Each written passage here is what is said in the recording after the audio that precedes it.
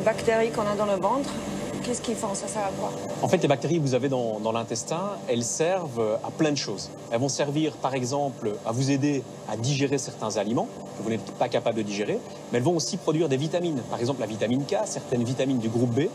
Ces bactéries, elles vont vraiment vous aider aussi à renforcer votre immunité. Donc vous allez avoir en quelque sorte des amis qui vont vous défendre contre des agressions extérieures.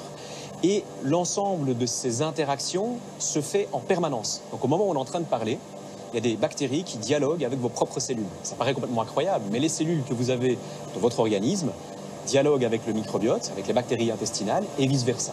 Et ça se passe en permanence depuis la plus tendre enfance jusqu'à la fin de notre vie.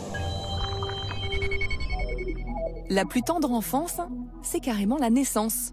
C'est au moment de l'accouchement que le bébé qui vient d'un milieu stérile se confronte pour la première fois aux bactéries vaginales de sa mère.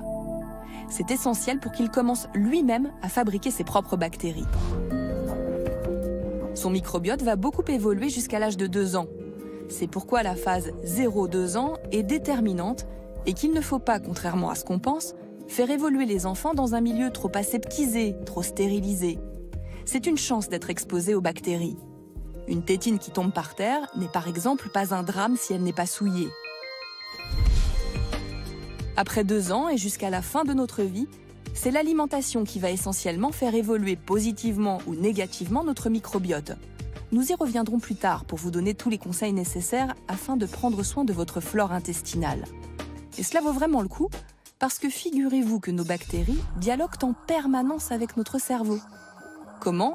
Via le nerf vague et via le sang. 80% des messages circulent de bas en haut, du ventre, vers le cerveau.